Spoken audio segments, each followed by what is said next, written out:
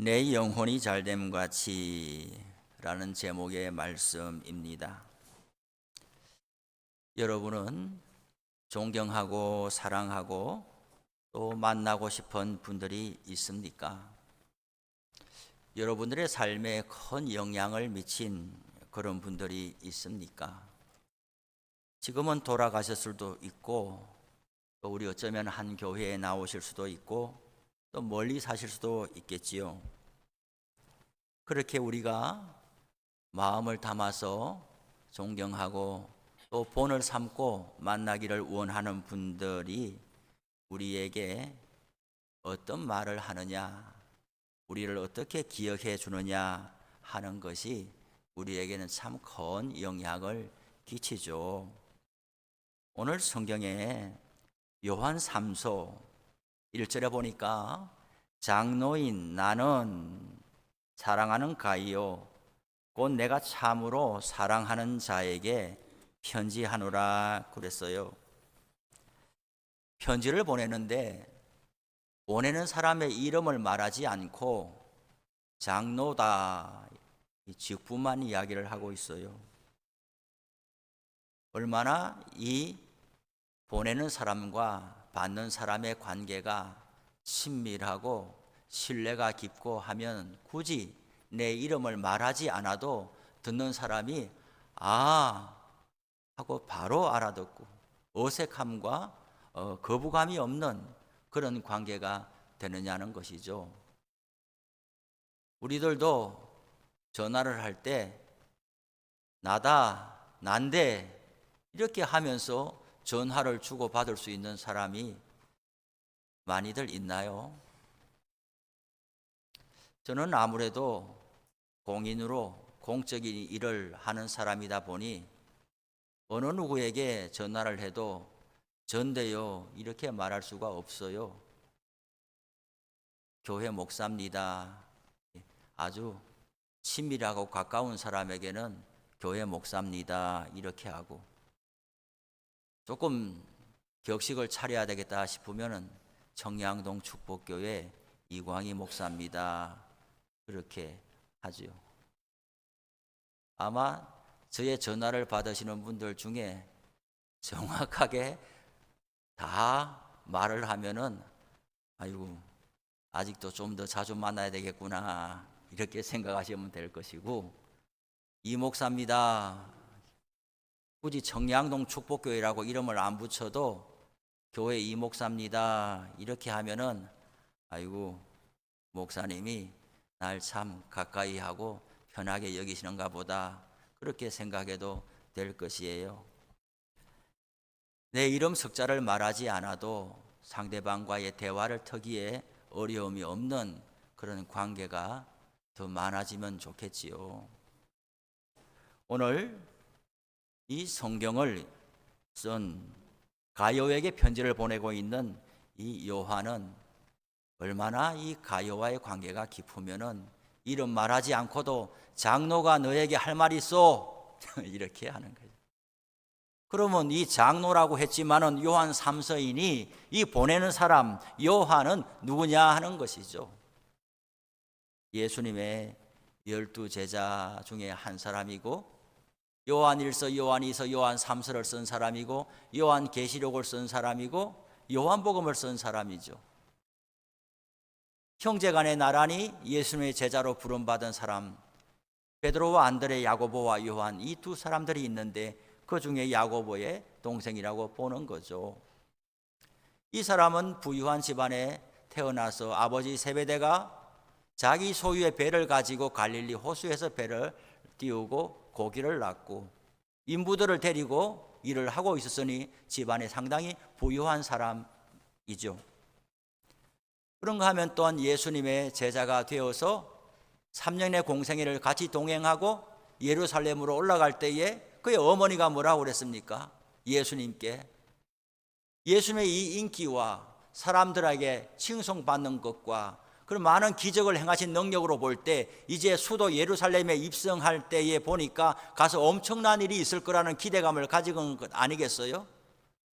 그럴 때 어머니는 그랬지요. 예수님께 이 우리의 두 아들을 예수님 우편과 좌편 우의정 좌의정 이렇게 세워주기를 바랍니다. 절대 우리 아들들을 12명 중에서 결코 뒤처지게 하지 않았으면 좋겠습니다. 흔히 말하는, 요즘에 말하는 치맛바람을 날린 사람들이 성경에도 나오는데 이 요한의 어머니란 말이죠. 그러나 이들이 지난 이후의 생애를 보면 제일 먼저 순교한 사람은 형님 야고보라는 거죠. 야고보서를 쓴 사람이 이 형제 야고보 같지만 그렇지 않아요. 야고보서를 쓴 사람은 예수님의 동생 야고보라는 이야기죠. 예루살렘 교회의 첫 당회장이 야고보였는데 그 야고보도 예수님의 동생 야고보인 거죠. 그의 어머니는 12제자 중에 우리 두 아들이 제일 중용되고 높은 자리에 이르기를 바랐지만은, 그러나 예수님의 나라에서 제일 높은 자리라는 것은 제일 수고하고 애쓰는 자리가 제일 높은 자리라는 거죠. 야고보는 첫 순교자가 되고 동생 요한은 12 중에 마지막까지 살아남은, 살아있기는 하지만은 순교자와 진배 없는 그런 고단하고 지난한 인생을 살았던 사람이 요한이죠. 또한 이들은 부유한 집에서 대접받으며 살다 보니까 너무나 이기적이고 자기 중심성이 많아서 3년의 공생애를 거의 마쳐갈 때쯤에도 사마리아 지역을 지나갈 때에 사마리아 사람들이 예수님과 그의 일행을 영접하고 환영하지 않는다고 하면서 뭐라고 그러죠? 예수님께 하늘에 불이 내려가지고 우리를 무시하고 영접하지 않은 이 사람들 다 태워버리면 좋겠습니다. 내가 그렇게 말할까요? 예수님은 능력이 있으시니까 예수님께 구하는 것 아니에요. 예수님, 내가 지금 그렇게 말할까요? 그렇게 하나님께 기도할까요? 정말 불이 내려서 이 사람들, 우리 무시하는 사람들, 우리 환영하지 않는 사람 다 없애버릴까요? 그래서 예수님은 그렇게 했잖아요. 제자들을 부르실 때에 별명을 보아너게다라고 별명을 지어줬어요. 보아너게다가 뭔 뜻입니까? 우레의 아들, 번개의 아들. 야, 너는 성질머리가 너무 고약하구나. 사람이 넉넉하고 배려하고 다른 사람을 좀 이렇게 존중하고 나를 환영하지 않고 내 편이 안 되는 사람도 좀 이렇게 거두어가면서 살아야 되지. 예수님과 3년 동안 제자 훈련을 해놓고도 그 이제 마칠 때쯤에 하는 이야기가 우리하고 같은 편 먹지 않고 같이 우리를 환영해 주지 않으면 불 내려가지고 그냥 이 사람들 우리의 능력으로, 예수님의 능력을 가지고 예수님을 지지하지 않는 사람들을 그냥 없애버릴까요? 이렇게 되고 있으니 너는 보아너게다, 이렇게 말을 지어줬다는 이야기죠. 그런 사도 요한이 오랜 세월을 거치면서 이제 마지막 생존 사도로 살아남아 있을 때에 요한 서신을 보면은, 특별히 요한복음도 그렇고 요한 서신에도 제일 많이 나오는 말들이 무슨 말이 나오는 거예요? 사랑하라는 말이 엄청나게 많이 나오는 거예요. 그래서 이런 전설이 있어요. 전설이 있어요. 이제 요한이 나이가 많아가지고 걷지도 못하고 그냥 의자에 겨우 부축해서 앉혀놓아야 될 그런 이제 때가 되었을 때에 돌아가시기 전에 예수님께 직접 콜링을 받고 3년 공생애를 같이 동행하고 십자가 부활을 목격하고 이런 사람이 세상에 없잖아요. 이제 이분이 돌아가시기 전에 한 말씀이라도 모두가 듣기를 원하는 거예요. 한 말씀 해주세요. 한 말씀 해주세요. 육성으로 예수님께 뭘 보고 들었는지 이야기해 주세요. 그렇게 할 때에 이 나이 많은 분이 의자에 앉아가지고 무슨 말을 했느냐? 서로 사랑하라. 다른 말 없습니까? 다른 말 없어요. 예수님께서 친히 뭐라고 하셨어요? 이렇게 물을 때에 서로 사랑하라. 그 말밖에는 할 말이 없다. 어떻게 사람이 변한 거예요? 보아너게로 예수님께서 너는 보아너게다, 선동과 우울의 번개의 아들과 같다. 어떻게 1초도 못 참냐 사람이, 이랬던 사람이 오랜 신앙의 연단을 거치고 나서는 사람이 변화되고 달라지기를 사랑이라는 말밖에는 할 말이 없다. 그래서 요한에게 사랑의 사도라는 별명이 붙어 있는 것이죠. 이 요한이 오늘 가이오에게 편지를 보냈는데 이렇게 하는 것이죠. 사랑하는 가이오, 내가 참으로 사랑하는 자에게 편지하노라 그랬어요. 와, 우리는 어떤 사람이 우리를 불러주고 개인적으로 만나주고 이름 석자 기억해주고 하는 것에 대하여 대단히 큰 감동이 있을 때가 있어요. 어떤 사람이, 저도 부목사 생활을, 부교육자 생활을 20년 하다 보니까 야, 담임 목사가 너무 되고 싶었어요. 왜 너무 되고 싶으냐?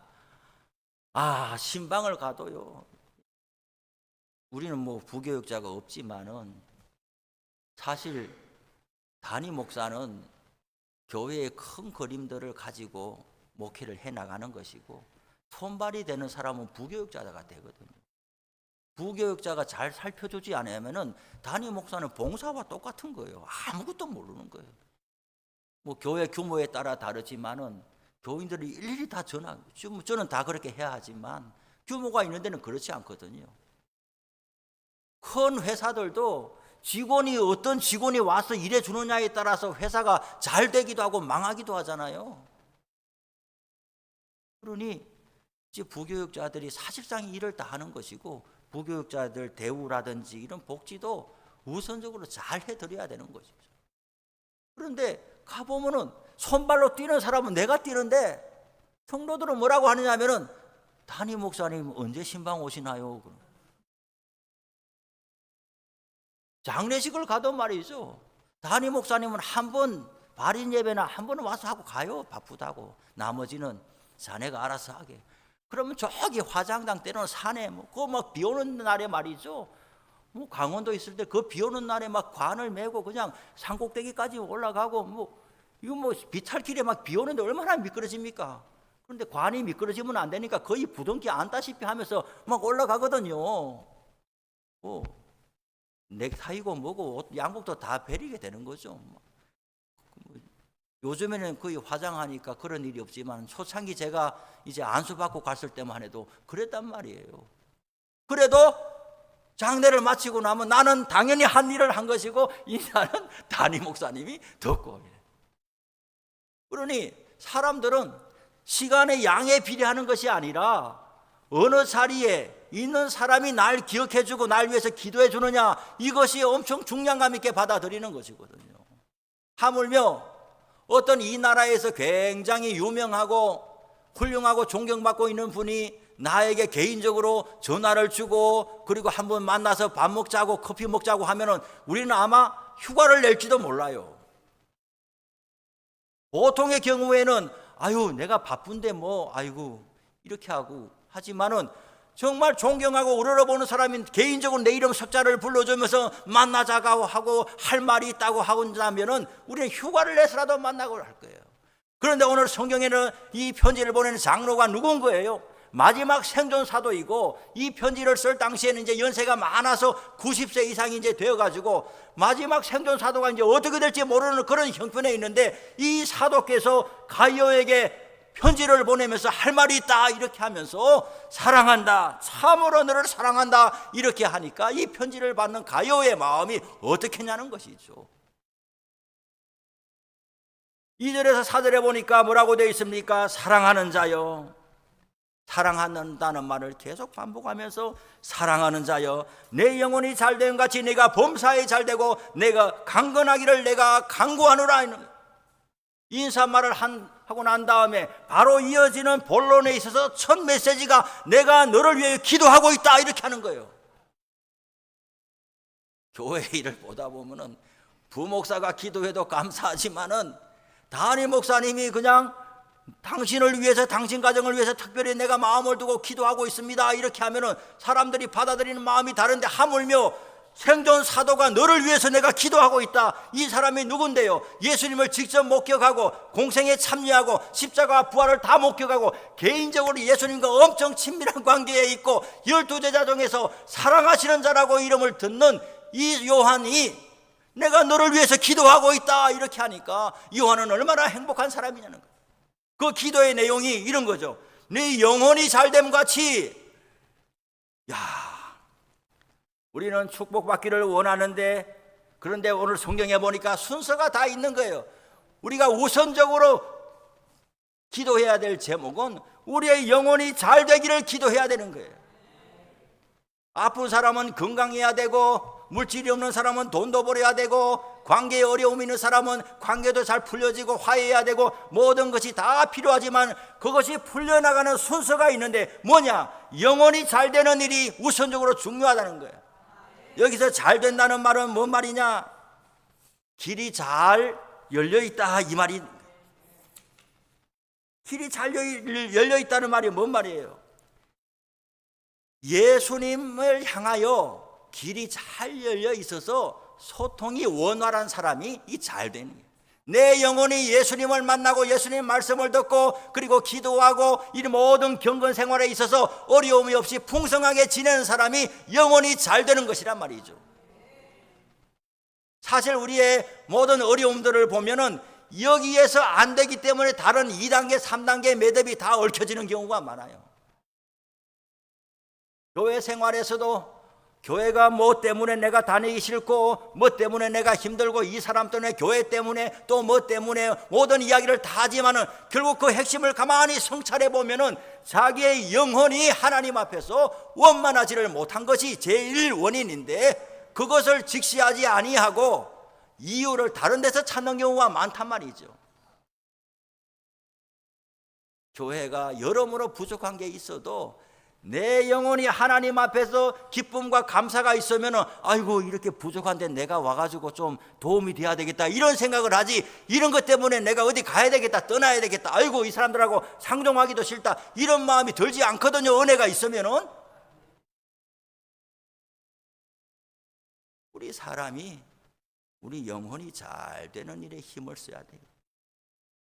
그 다음에 거기로부터 범사가 잘 되고 강건하기를 원하는 거죠.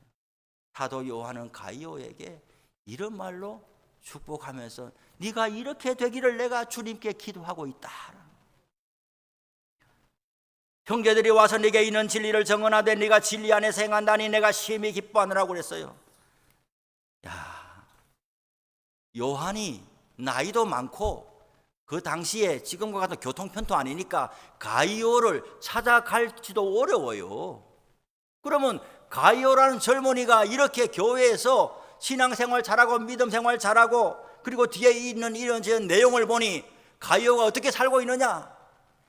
그 옛날에는 지금과 같지 않으니 복음 전도자들이 여기저기 다녔단 말이에요. 우리 교회에서도 한 주간, 2주간 이렇게 다니면서 전도하는 사람들이 우리 교회도 지나가고 이렇게 하는데 지금처럼 모든 것이 부족한 상황이니까 열정을 가지고 기도하고 나가는 사람이 있으면 그 사람이 먹어야 될 것 아닙니까? 잠자야 될 것 아닙니까? 그런데 이 사람이 어떻게 사나요? 이것을 공급해주고 도와줘야 될 사람이 있어야 되는 거예요. 교회가 뒷받침이 돼야 되고 어떤 사람이 그 일을 도와줘야 되는 것인데 뒤에 90절에 보니까 디오드레베라는 사람이 있는데 이 사람은 교회의 책임자로서 어떤 중요한 일을 맡은 사람인데 자기도 은혜 가운데 살지도 않고 다른 사람도 못하게 계속해서 방해만 놓는 거예요. 복음 전도자들이 오면 이 사람 우리가 도와줘야 되겠습니다. 왜 도와주냐 하면서 못하게 하는 거죠. 자기도 안 하고 다른 사람도 못하게 하는 이런 디오드레베 같은 사람이 있는데 가이오는 이런 사람을 본받지 아니하고 자기는 복음을 전하는 사람들을 귀하게 여기고 물심양면으로 뒷받침을 해주더라는 이야기죠. 우리는 둘 중에 하나는 해야 되는 거예요. 내가 일선에 다니면서 열심히 주의 복음을 위하여 힘쓰든지 내가 그렇게 못하면은 그렇게 하는 사람들을 뒷받침해주고 기도해주고 지원해주고 나가든지 보내든지 둘 중에 하나는 해야 되는 거예요.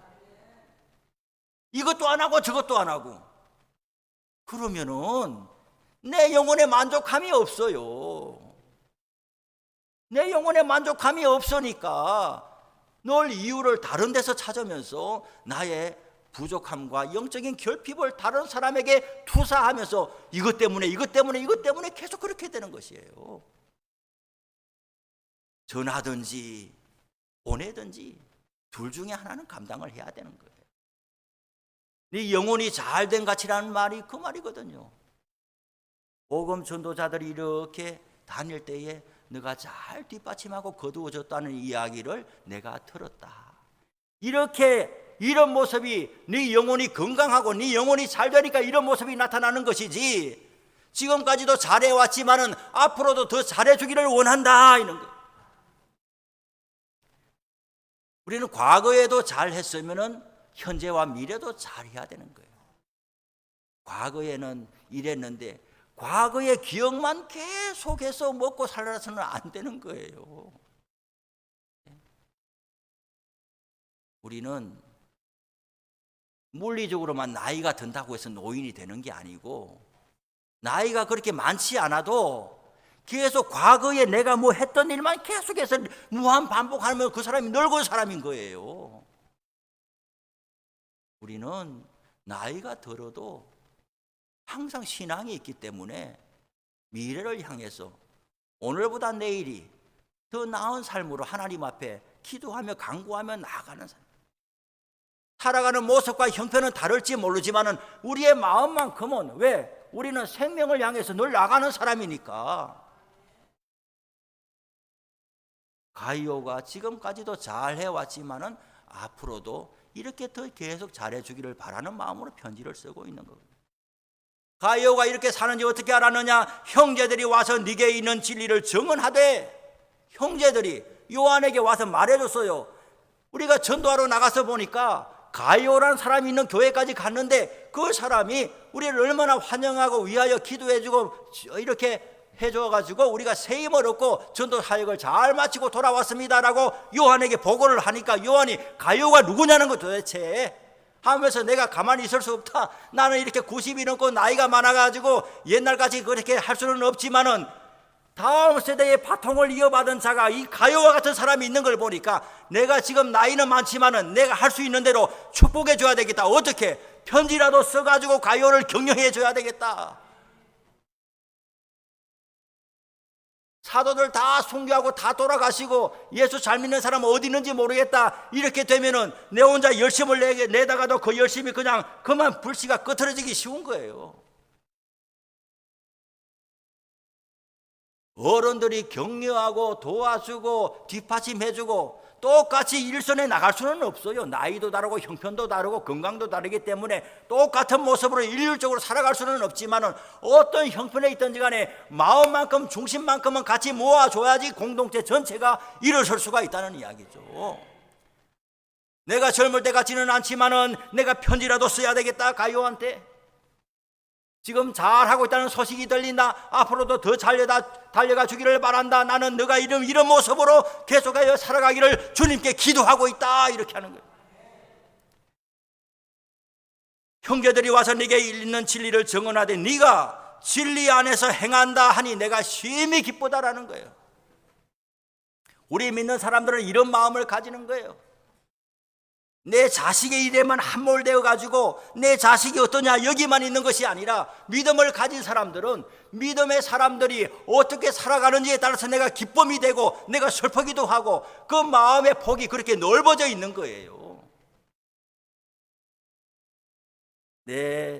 내가 진리 안에서 살아간다는 소식을 들으니 내가 심히 기쁘다. 내가 내 자녀들이 진리 안에서 행한다함을 듣는 것보다 더 기쁜 일이 없다 그랬어요. 이것이 요한이 가이오에게 보내면서 가지는 마음이지만 또한 우리는 오늘 이 말씀을 어떻게 받아야 되느냐? 예수님께서 우리를 향하여 가지는 마음이고 우리의 소원함이라는 걸 알게 돼요. 예수님께 우리를 보여주실 때 뭐라고 하겠어요? 사랑하는 자여 내 영혼이 잘된 같이 네가 범사에 잘되고 강건하기를 내가 간구한다는 것이 예수님의 마음이라는 거죠.